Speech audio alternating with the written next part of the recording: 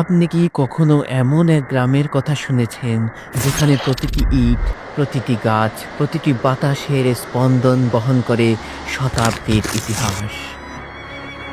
যেখানে একসময় সাহসী বীরেরা যুদ্ধ করেছিল, কবিরা লিখেছিলেন অনবদ্য কবিতা, আর সময়ের সাথে বয়ে গেছে এক অনন্য ঐতিহ্য।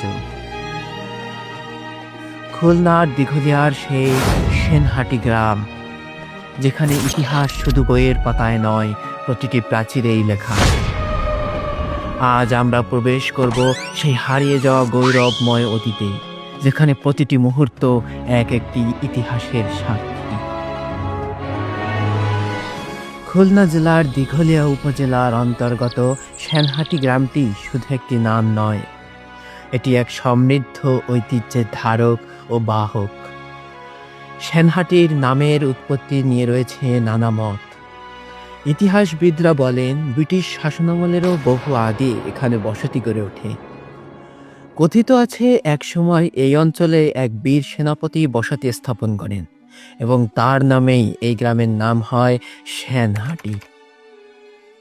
এই গ্রামের মাটির সাথে মিশে আছে বহু আন্দোলন ও সংগ্রামের ইতিহাস।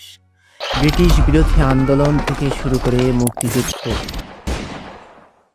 সেনহাটি একাধিক ঐতিহাসিক ঘটনার সাক্ষী। 1971 সালে মুক্তিযুদ্ধের সময় এই গ্রামে পাকিস্তানি বাহিনীর বিরুদ্ধে গেরিলা যুদ্ধ চালিয়েছিলেন মুক্তিযোদ্ধারা। ভৈরব নদীর তীরে রচিত হয়েছিল বীরত্বের অনেক অজানা অধ্যায়। আজও সেনহাটির বয়োবৃদ্ধরা সেই দিনগুলোর কথা স্মরণ করেন আবেগের সাথে। এই গ্রামেই জন্মেছিলেন এক প্রখ্যাত কবি কৃষ্ণচন্দ্র মজুমদার। 1838 সালে জন্ম নেয়া এই মহান ব্যক্তি তার কাব্য প্রতিভার মাধ্যমে বাংলা সাহিত্যকে সমৃদ্ধ করেছেন। তার লেখা সদ্ভাব শতক গ্রন্থটি একসময় মানুষের জীবনবোধের অংশ হয়ে উঠেছিল। আজও সেনহাটির আকাশে বাতাসে তার কবিতার প্রতিধ্বনি শোনা যায়।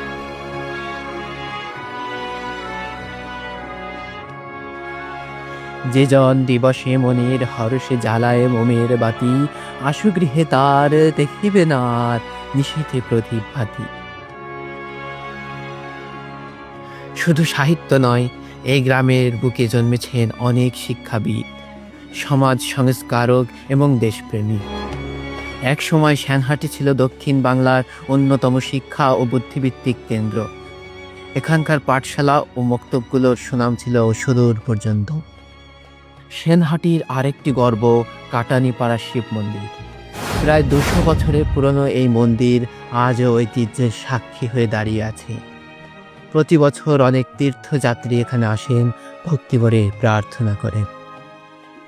আমাদের এই বাড়ির থেকেই আগে এখানে বাদা ছিল, আমার শাশুড়ির মুখ থেকেই শুনছি এখানে বাদা ছিল, সেই বাদা কাটিয়েই এখানে বসতি তৈরি। তবে শুধু হিন্দু ধর্ম নয়, মুসলিম সম্প্রদায়ের মধ্যেও এখানে রয়েছে ঐতিহাসিক ধর্মীয় স্থাপনা। সেনহাটির প্রাচীন মসজিদগুলোর গম্বুজ আর খোদাই করা অলঙ্করণ প্রমাণ করে এক সময়ের মুঘল স্থাপত্য শৈলীর প্রভাব। এই মসজিদগুলো শুধু উপাসনালয় নয়, বরং ইতিহাসের জীবন্ত দলিল। কালের পরিক্রমায় সেনহাটি বদলেছে, কিন্তু আজও এটি তার অতীত ঐতিহ্যকে ধরে রেখেছে।